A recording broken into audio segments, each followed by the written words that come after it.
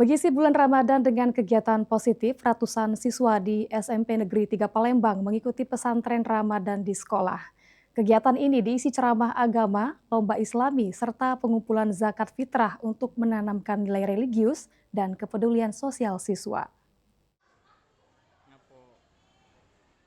Pesantren Ramadan menjadi kegiatan rutin yang dilaksanakan setiap bulan Ramadan di SMP Negeri 3 Palembang. Para siswa mengikuti berbagai kegiatan keagamaan, mulai dari peringatan Nuzulul Quran, ceramah agama, hingga lomba kaligrafi yang diikuti perwakilan tiap kelas. Kepala SMP Negeri 3 Palembang, Nofri Tawati mengatakan kegiatan ini bertujuan membentuk karakter positif siswa, serta mengajak mereka memanfaatkan Ramadan dengan kegiatan yang bermanfaat.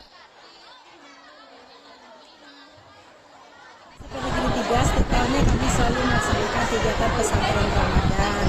Jadi ini membentuk karakter yang positif di dalam diri anak-anak. Kami kaitkan dengan situasi sekarang, di saat ini bulan Ramadan, ini kami supaya bisa menghimbau anak-anak bisa melakukan kegiatan-kegiatan yang bermanfaat dan memberikan dampak positif terhadap diri mereka.